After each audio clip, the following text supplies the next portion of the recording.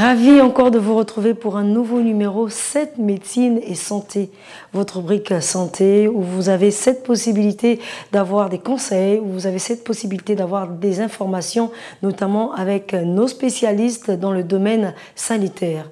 Le thème du jour, ce sont les douleurs pelviennes, appelées encore algies pelviennes.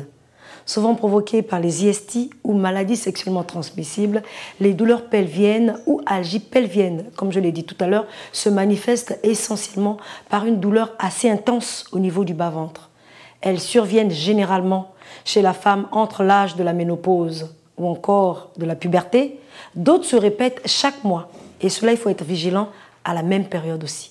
D'autres peuvent survenir de façon brutale et leur cause doit être prise immédiatement en charge. L'intensité de cette douleur et le ressenti également sont propres à chaque femme, comme nous le dit le spécialiste. Douleurs pelviennes, comme on le dit, ce sont généralement les femmes, les dames qui viennent pour douleur, qui vous dit le motif, la plainte c'est « j'ai mal au bas-ventre ». Donc alors dans cette situation, il y a deux situations. D'abord éliminer une urgence et ensuite investiguer. Donc l'urgence ici, ce qu'on craint c'est une grossesse extra-utérine, ce qu'on appelle les GU. Donc, on voit est-ce que la dame est en grossesse. Donc, commencer par s'inquiéter de la date des dernières règles. Ça, c'est de 1. Si la femme est enceinte, effectivement, éliminer l'urgence qui est la grossesse extra-utérine parce que si elle se rompt, effectivement, ça devient un tableau de choc hypovolémique et ensuite de décès.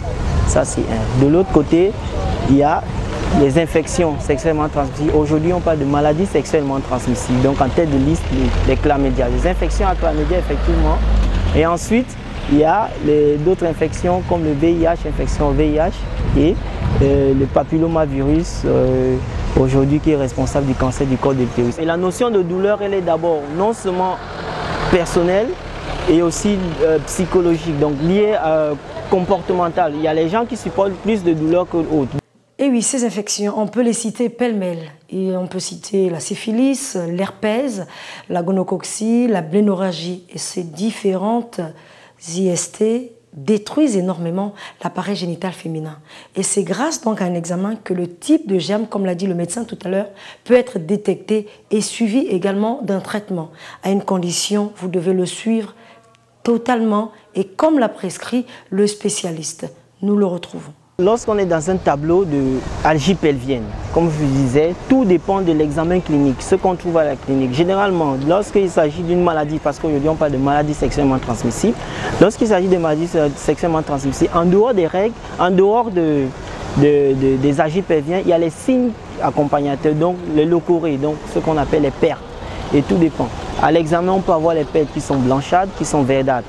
Et en fonction de l'examen, donc l'examen au spéculum, on peut savoir effectivement quel est le type de germe à peu près et ensuite faire ce qu'on appelle un prélèvement vaginal avec recherche de mycoplasmes qui nous type le germe. Il faut toujours traiter une femme qui vient pour une douleur pelvienne. D'abord, le but ici c'est de soulager la douleur et ensuite de traquer, de stériliser le foyer infectieux.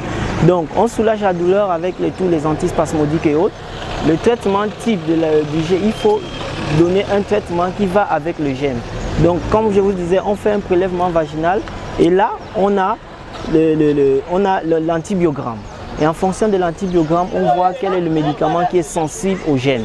Ça c'est un. Mais moi j'ai envie de revenir sur un aspect plus important. Comment il faut prévenir? Qu'est-ce qu'il faut faire pour ne pas avoir ces douleurs? Pour ne pas courir à l'hôpital en disant tout le temps j'ai mal au bas-ventre. Donc nous aujourd'hui on parle de la prophylaxie. Donc il faut sensibiliser les femmes. Les femmes doivent voir au moins une fois le gynécologue lorsqu'elle est en l'âge de procréer. Donc, au Gabon, les études les plus récentes montrent que une femme, la jeune femme gabonaise, aujourd'hui, connaît les premiers rapports sexuels entre 14 et 18 ans. Donc, à cette tranche d'âge, effectivement, elle doit voir un gynécologue. Ça, c'est un.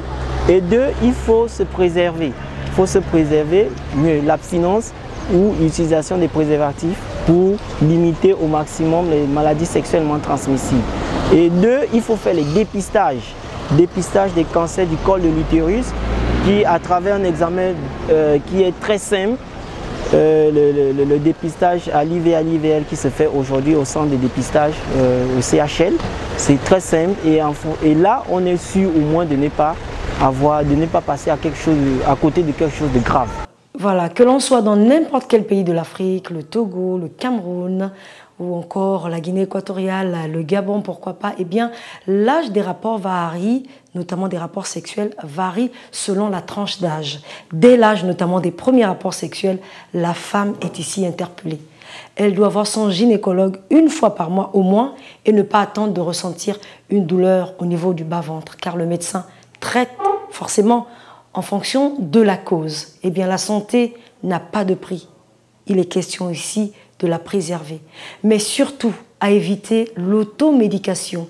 Il n'est pas aujourd'hui possible pour un malade de se retrouver face à un médecin et ne pas avoir à écouter les conseils du médecin. Parce que c'est le médecin qui a votre vie en main. C'est le médecin qui peut vous garantir justement de votre santé. Alors, il est mieux pour vous, mesdames ou encore messieurs, de vous rendre auprès du médecin. C'est lui qui a cette habilité de vous prescrire une ordonnance pour mieux vous soigner. Alors attention et attention encore à l'automédication. Merci, c'est la fin de cette rubrique. Je vous retrouve pour un nouveau numéro.